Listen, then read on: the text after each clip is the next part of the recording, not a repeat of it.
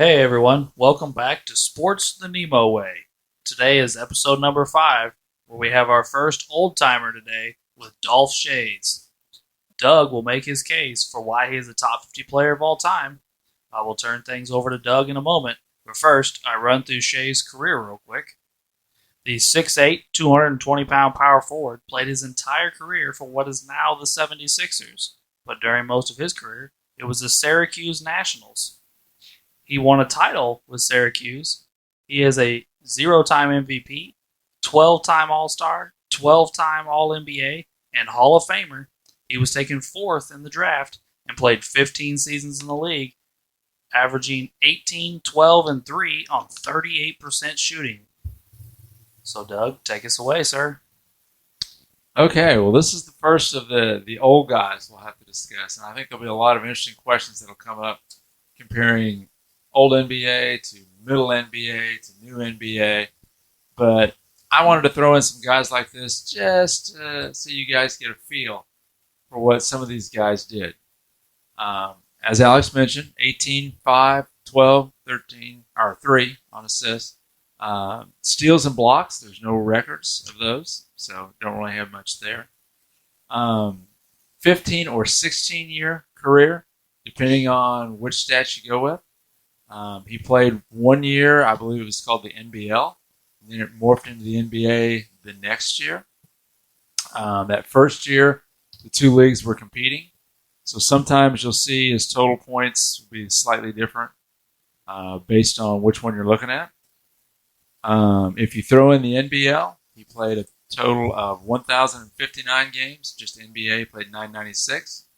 Averaged about 34.5 minutes a game. As Alex said, field goal percentage was 38%. Free throw percentage was about 85%. One quick note about his free throws. He realized when he was younger he wasn't a great free throw shooter. So he actually put a 14-inch rim inside the normal 18-inch rim. And that's how he practiced his free throws. And his free throw percentage then went up to like 85%. I actually read that as well. So I thought that was kind of neat. He continued to work on his game as his career went on. He did win one title, and I believe that was in the 55, I believe. Well, 55, you're right. In 51, he won the rebound title. He was the rebound champ in 51. He won an NBA title in 55. I don't know if they had MVPs for those series back then, but in that series, he was the leading scorer, averaging 19 points a game, including games of 24 and 28. He was also the leading rebounder in the series at 12 a game. He was a pretty consistent shooter. One thing I kind of liked about Dolph was he wasn't just an inside guy. They talk about how he had range out to 25 feet plus. That if there had been a three-point line, his scoring average probably would have been considerably higher. One of the things that he was known for was he could sit out there and shoot. If they moved out on him, he could also drive and shoot running layups with either hand. Sometimes called the Larry Bird of Syracuse by later people. He was on the NBA 25th anniversary team, also on the NBA 50th anniversary team. Of the 16 years he was played, he took his team to the playoffs 15 times. He retired in 1964 with, as I mentioned earlier, 1,059 games, which at that time was the most games played by a player. When he retired, depending on who you're looking at, he had 19,249 points. His best season was 24.9. And upon his retirement, he was the leading scorer in NBA history. He had more points than anybody else. He is still currently, let me find it in my notes here, 73rd on the all-time scoring list. He is currently 30th on the all-time rebound list with 11,256, with his best season being 16.4. And he's actually 216th on the all-time assist list. Some of the guys we've been talking about don't even make the top 250. Here he hasn't played for all this time. He's still in the 200s on the assists, which for a power forward is not much, but he did have a best season of 4. Basketball Reference, he made the top 50 team. Bleacher Report top 50, he's actually number 31. And for Drew's buddy, Bob Pettit, actually was number 30 on that list that I saw. So Not 13. There's nothing wrong with him at 13. He was 3-time free throw percentage leader. And the first player to score 15,000 points. I will admit that his main drawback is probably when he played. The game was somewhat different back then. Somewhat. But one of my points that for the old guys, at least to some extent, we need to, at some point, compare them to their peers. It's hard to compare some of the guys that played back then to today. Dolph Schayes is one, being 6'8", 220, that I think could have played today. Some of the guys back then would have been in drastically different positions. They would have had to learn some new skills. One of my favorite players, or because of my father, loved Jerry West. Of course, Jerry West played forward for the Lakers for years at like 6'2". Dolph was at least at 6'8". Still, you have power forwards that play that. When I got to digging, and again, I mentioned my father. He's how I heard about Dolph Schayes. That and the fact that I remember Danny Schayes, Dolph's son, playing in college and then in the NBA for a while. And so when I got to digging into the numbers, I was kind of impressed with some of the things he did. So I put him on my list. I might have him a little high on my list of power forwards, depending on how we look at old guys versus new guys. But I think I have him at number 8 on my power forward list. And I thought Dolph deserved to be in the top 50 with some of his accomplishments. So, all right, guys, let's hear it. I'm waiting for Alex. I want to hear this. So, He's a hater for old guys. by the way, power to the Jews. Dolph Schayes. All right. I don't have a problem with Dolph Schayes' size and why he couldn't play in any other era. But I don't think he could play in any era but the era he played in. Here's why.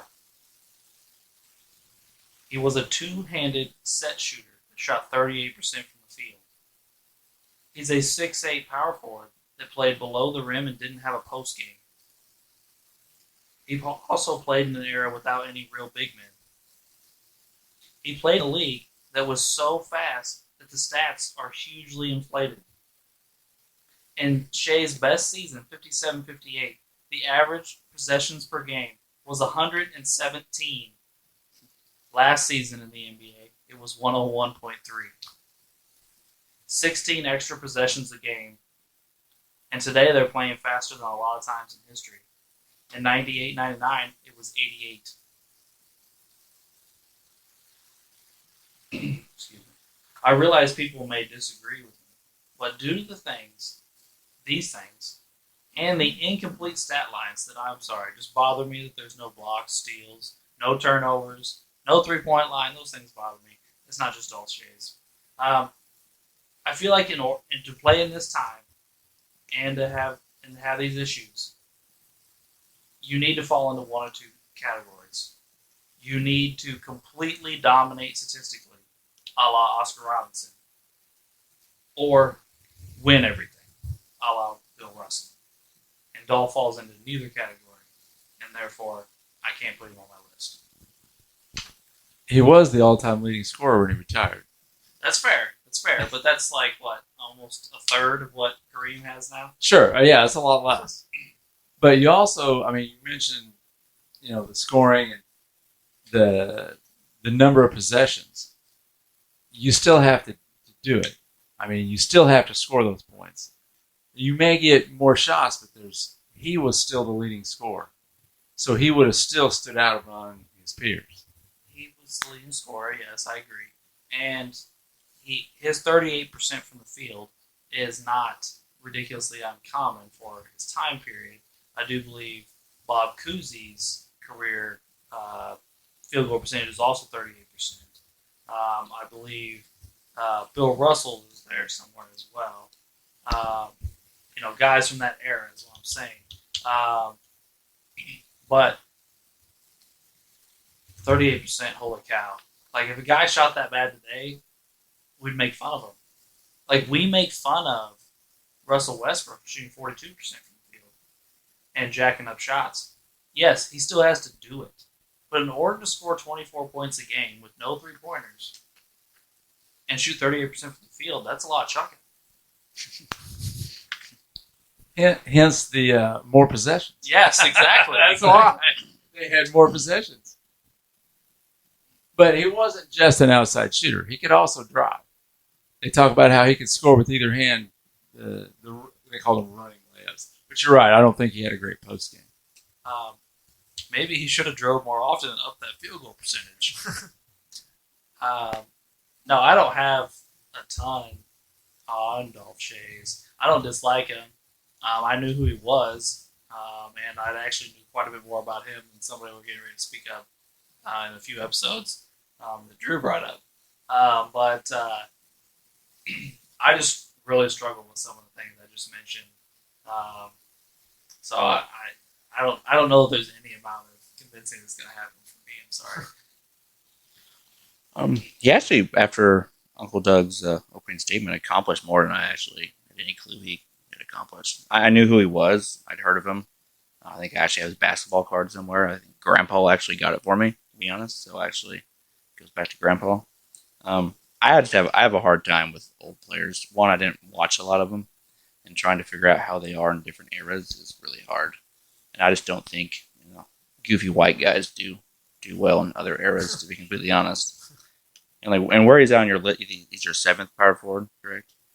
Eighth. I think he's about eighth. Oh, okay. So, to me, he's going up against Bob Pettit, Anthony Davis, and Dennis Rodman, pretty much.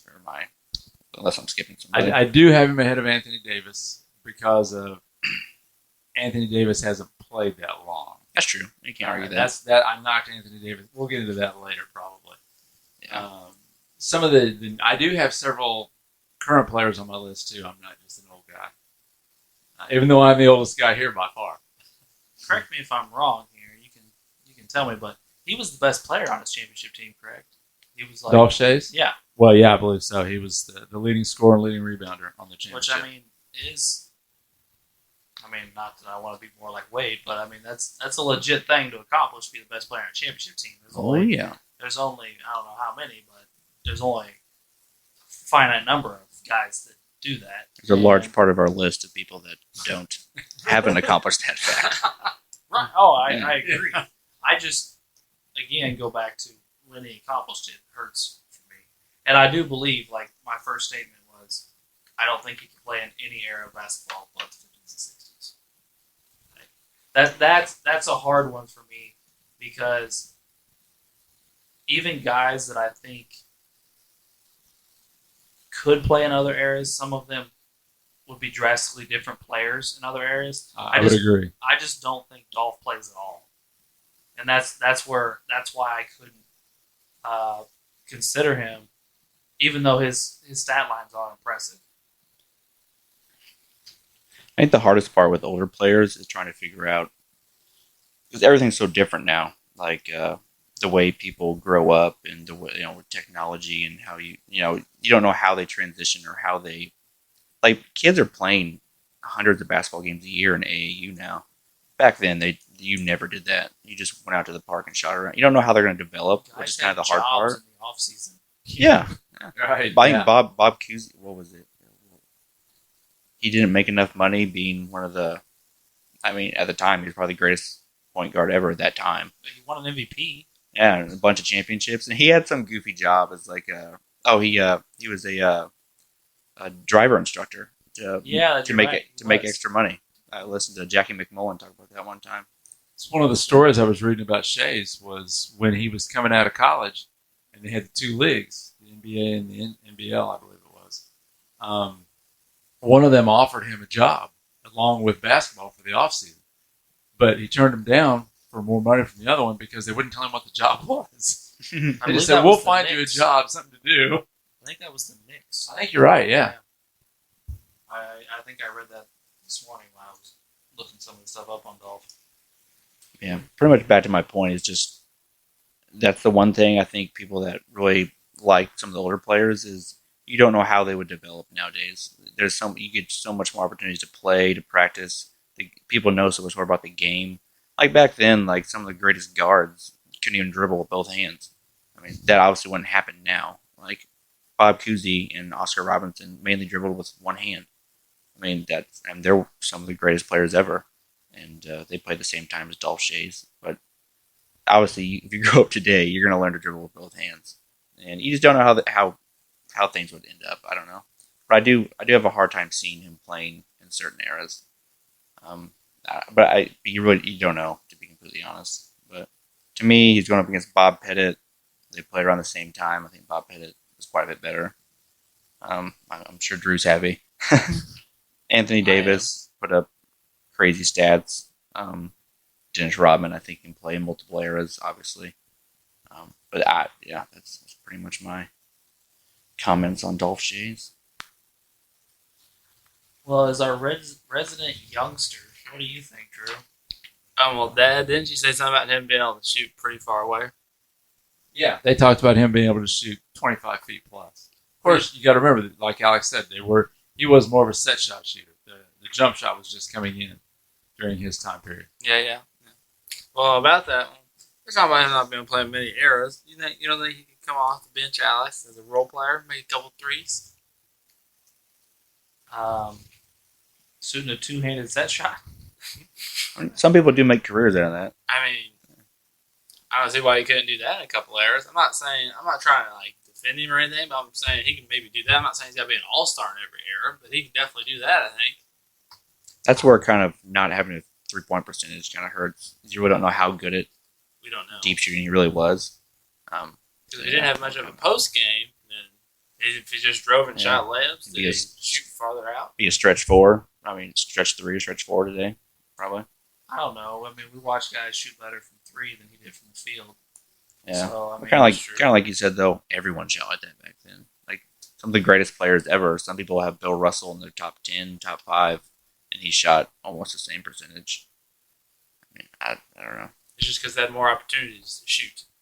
And it's just a different game. This is one of the reasons I threw in a couple of these old guys, was I wanted us to have this discussion about the old NBA versus, 70s, 80s, 90s versus today. I didn't see Dolph Schayes play.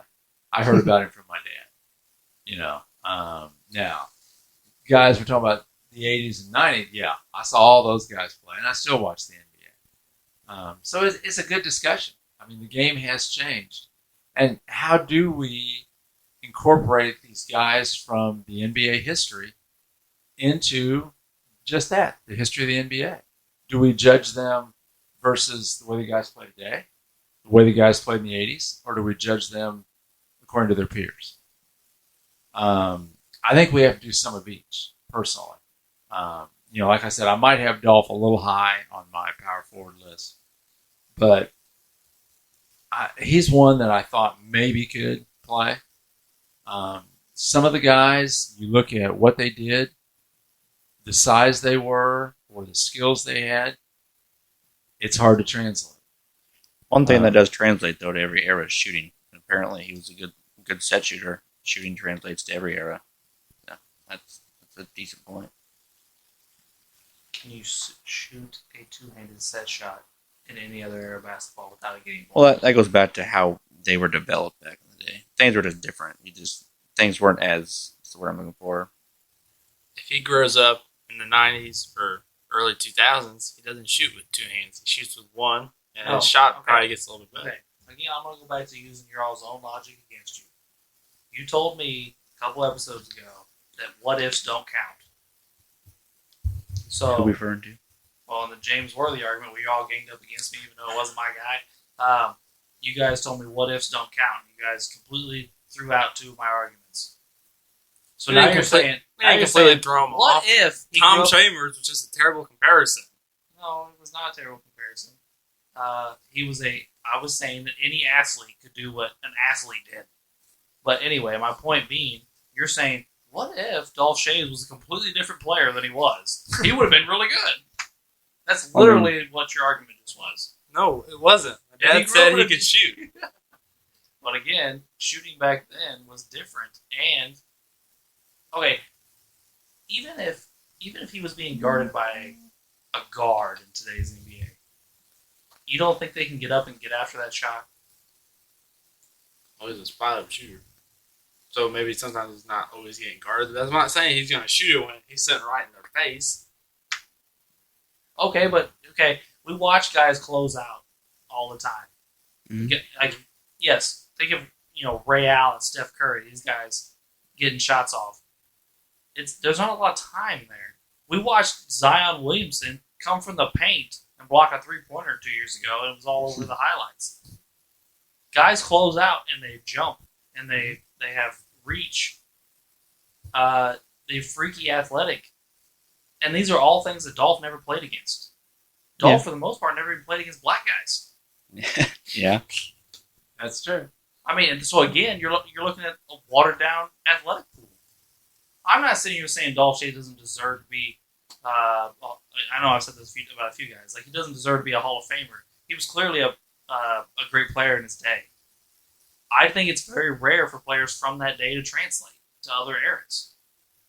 Sorry. No, go ahead. Honestly, there's some guys that have done some pretty special things in that era that I look at and go, yeah, you might be able to play today or in another era, but you wouldn't be the same guy or play the same position. I don't know. It's just, I mean, I've agreed with a lot of what you said. All I was trying to say is the game then and now, you just develop and learn a bunch of new things now. That's all I was trying to say. He would develop differently. He'd have a different shot. He'd have other skills. There wouldn't be 130 possessions where they're just grabbing the ball and chucking stuff up nonstop. They'd work the ball around and probably get open shots. I mean, and kind of what Uncle Doug said, as far like you have to compare him at a certain point to his peers. And at that time, a lot of the players in that era shot crappy percentages because they were clearly running down the court and chucking stuff up at a crazy rate. That's all. I'm not saying he would show up and be a completely different player. I'm just saying there's just things you got to think about. That's all I was trying to say. I think that's really what I was trying to stimulate the conversation was just we need to have that discussion. It needs to be part of, because if you look at the NBA in '96, they did the top 50 of all time. He was like number 31 on the list, rated by all those experts.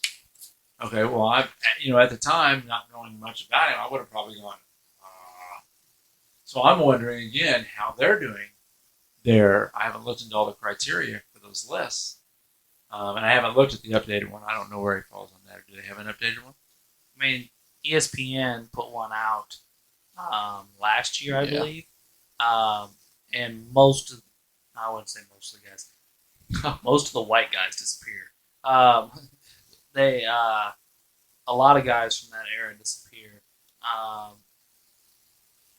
because there's been. I mean, I don't even know. I'm not trying to say pull stuff out my rear end here because I'm not super prepared for that conversation. But there's been a lot of players since then that probably joined this list. I mean, since 1996. Right. Yeah. It's been a while, but he is still currently. Well, again, you talk about the stats. He's still 73 on the scoring list and 30 on the rebound list. Okay, so I want to go back to your comparing to the Pierce statement. Okay. I've heard this a few times, not just from you, in the world, in this room, wherever, and I get it. Compared to your peers, and at his time or that era, he was playing really well. But how do we compute when we're doing something like this? If I'm going to compare Dolph Schayes to his peers, obviously he was probably one of the best players in the NBA at that time. Right. But we're trying to say who's better 1 through 50 all time. I understand that. Yeah. Where do I say, okay, now I have these 5 or 6 guys from the 60s and the 70s and the 80s and the 90s and the current NBA. Now we're back to, now I have to compare eras again. Sure. Oh, I agree. I just wanted to have the conversation. I mean, I'm not saying that everybody from back then could play, and just because you're the best back then doesn't mean you're the best today. Just saying, I didn't put him that high on my list. I forget where he fell, but it's probably in the 40s. He's like mid-40s, I think. Something like that. But that's just to stimulate some conversation about some of these older guys. Because I know we got some other ones coming up that we all have on our list. And a lot of these same arguments are going to come back. How do you judge guys that did really well, a few years later, and everybody loves, but would struggle playing today? Yeah. I mean, you're not wrong. I believe Russell, Wilt, and Oscar made all of our lists, and they played in the same era. Did Bob Pettit make everybody's No, list? Bob Pettit and Kuzi did not make all of our lists. Not shocking. What about Jerry West? I believe Jerry West also made all of our lists. I believe. Somebody you may have to quote me on that, but I know he made my list. Yeah, I said we have them all sitting here. We should probably look. I know Ray was very anti-old guys. Yeah, I know he hasn't spoken a lot this episode, but Ray is very anti-old guy. If you look at his list. I think Jerry West is actually pretty high on everyone's list. I don't think Ray has Jerry Except West. maybe on his Ray. list. Yeah. So everyone else, I think, has been fairly high. Okay. And I understand that. I don't have a problem with Ray leaving somebody like that off because I can understand the argument he's making, or I think he's going to make, in that you look at Jerry West, and Jerry West was what 6'2" or 6'3", and he played forward. Today he'd have to be a point guard. And he didn't have those skills at that time, but at the time he was amazing. And so we get into that discussion. How far do we go? Well, I actually ran across a site today while looking up some Dolph Schayes information that is going through and taking big-time players from this era, the 50s and 60s era, and adjusting all their stats for pace of play. And Dolph Schayes, unfortunately, had not been done yet. But they'd done a lot of the big names we're talking about. Chamberlain, Russell, Kuzi, Oscar.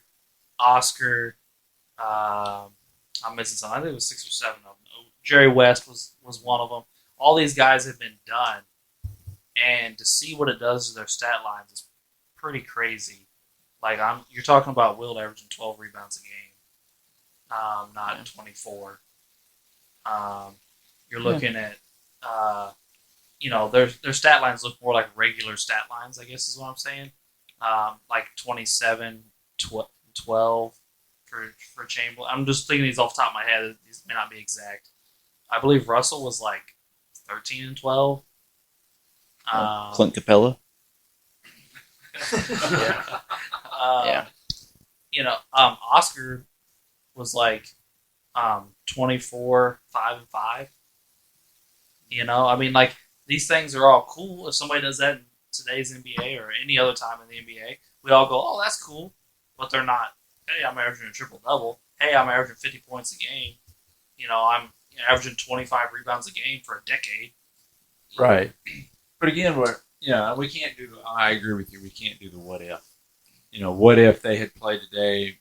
These guys were great athletes, like Wade and Drew were saying. They may have been different, but we don't know that. We can't say that for sure.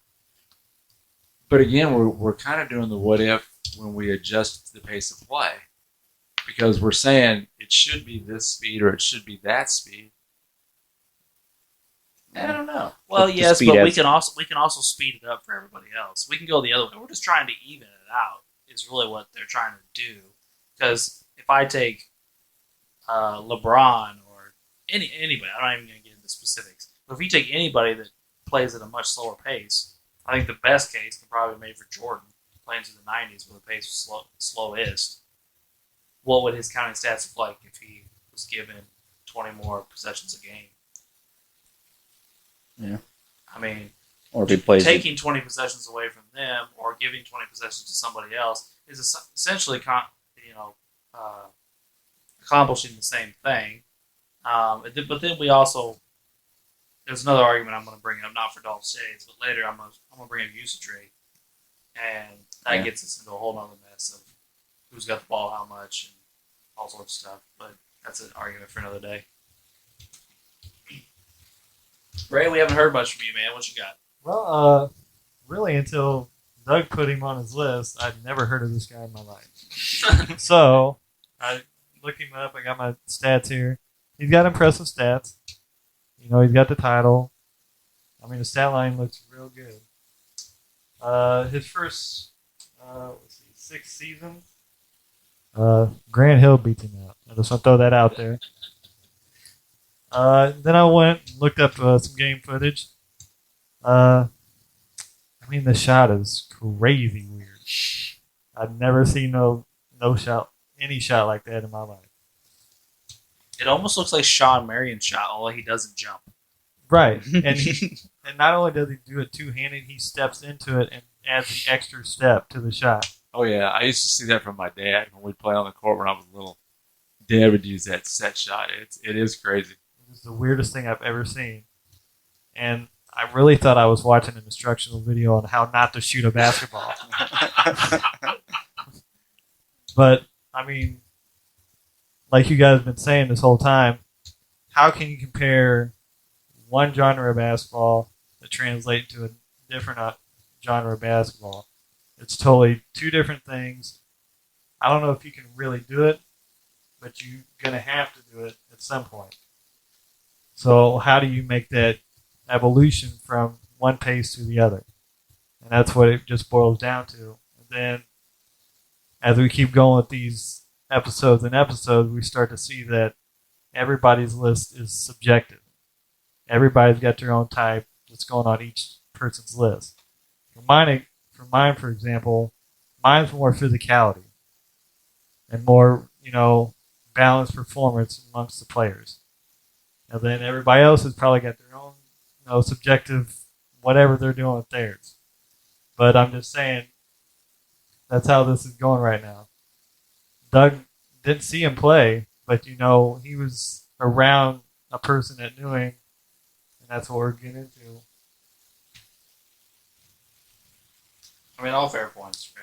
That was a pretty level-headed approach, to be honest with you. You got anything else for us, Doug? No, I think this is really what I was hoping for from this discussion. I feel like this guy was a pretty good basketball player in his day.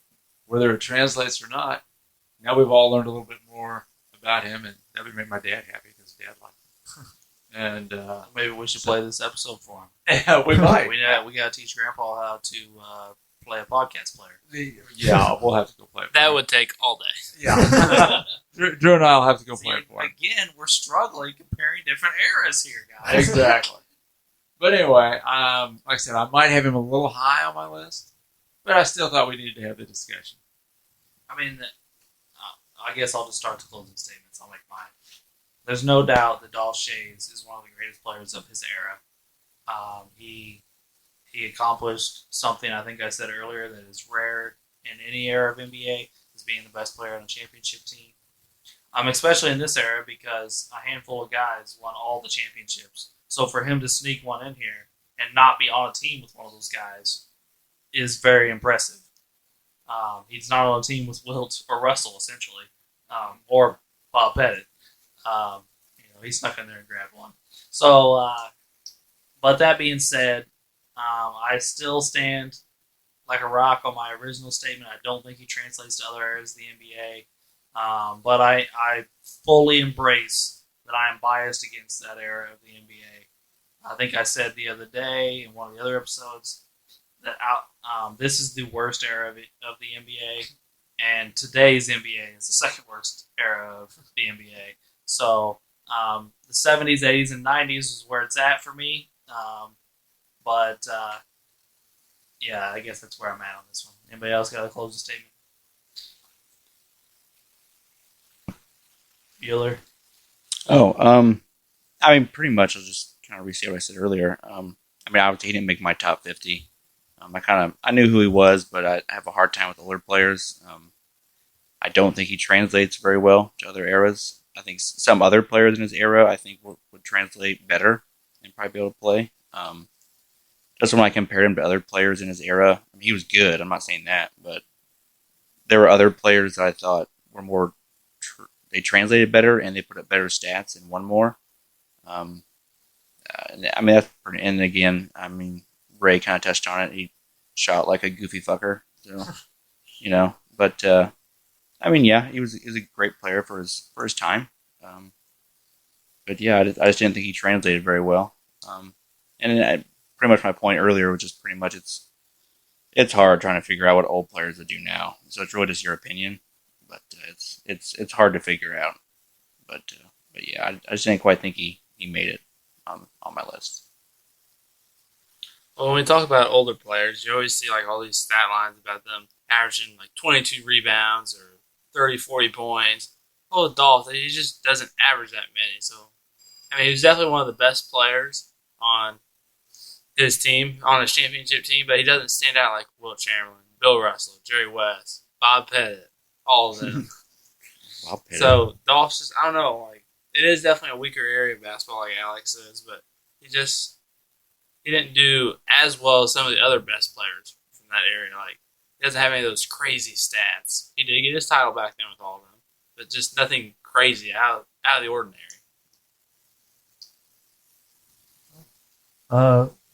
Whether he's on your list or not, you got to kind of give the man some props for the time that he played in. Whether he translates or not, he was the best player for a championship team, and he was a pretty great player for the time period he was in. And whether he had great stats or he's on your list or you think he's a great player or not, he paved the way, him and all them other players in that era, for today's players to be making these $1 million contracts and be sitting out back-to-back games with a hurt, whiny pinky. So whether he's on your list or not, you got to give these players some respect for paving the way for what essentially is basketball today. I like it. Yep. No, I enjoyed the discussion. I've been looking forward to talking to you guys about him, and I think it's all valid points. I'm sure we'll visit him again with some other upcoming players on our list. Very positive on that. So I guess it's time for some trivia, gentlemen. Does anybody have a question ready to go first? I'll go. All right, let's go. And in Seattle Supersonics and Oklahoma City Thunder history, who has the highest free throw percentage? This one kind of shocked me. I'm going to say Ray Allen. Okay, anyone else? I would go with Ray Allen, yeah. I'm going to say Durant. All good guesses. Drew? I'll go with Westbrook. That's not Westbrook. It's actually Chris Paul in his one season. Oh, wow. Okay. Shoot. 90%. Last year he did. Yeah.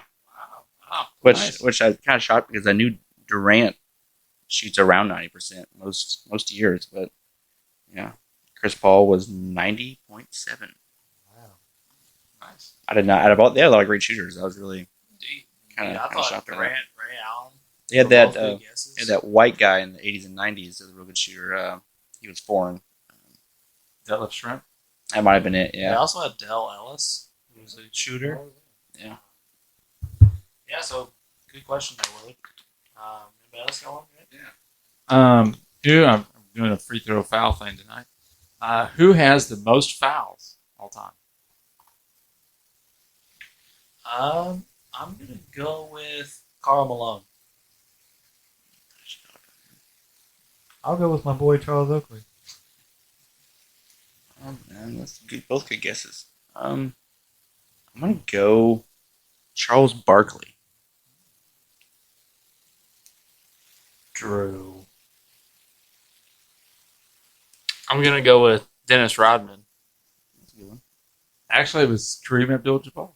No, well, I mean, he I did- almost guessed him just because I went with Malone over with longevity, but that's the same reason I was Right. with Jabbar. Oh, So, doesn't Jabbar? Does he have the record for years or games played? Does he have one of them? I think Parrish he- has the other. Yeah, they're 1 and 2 on those. I don't remember. He has one of them. I don't remember which one it is. Good question. I got one. Who won the first ever NBA basketball game?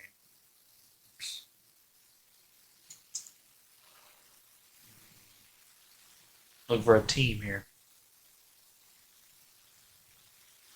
I'll say Syracuse Nationals. But the Dolph played for. All right. I mean, I'll just go with the Celtics.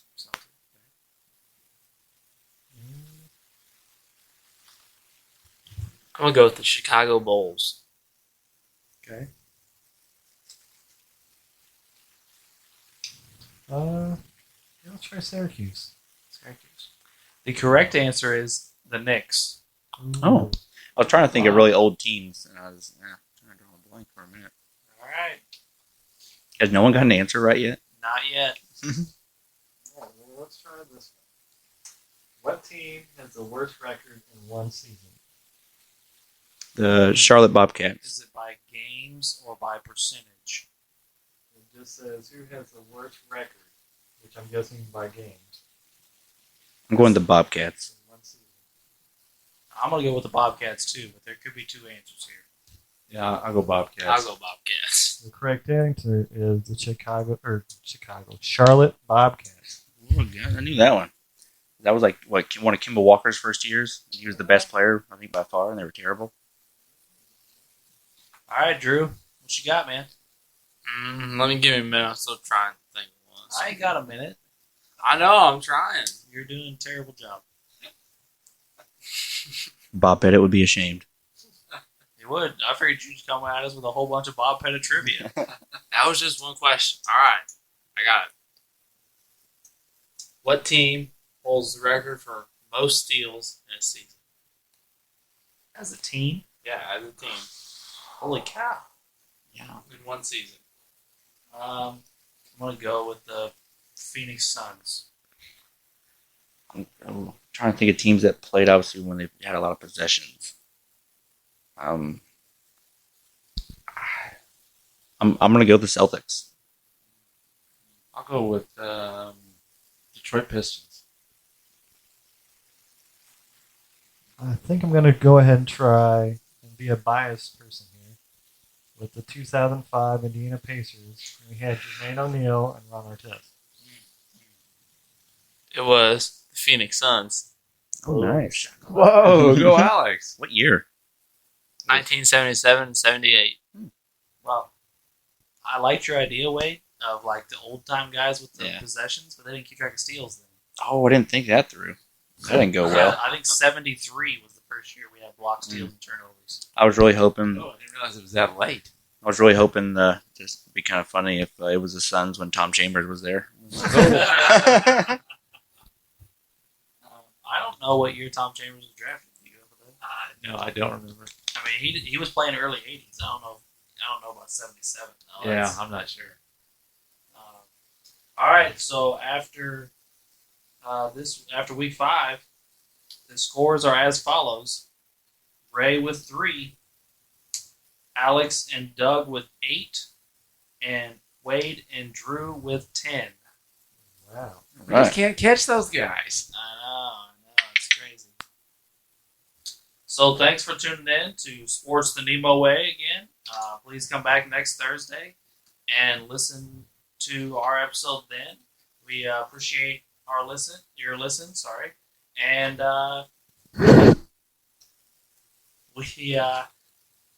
we'll see you next week.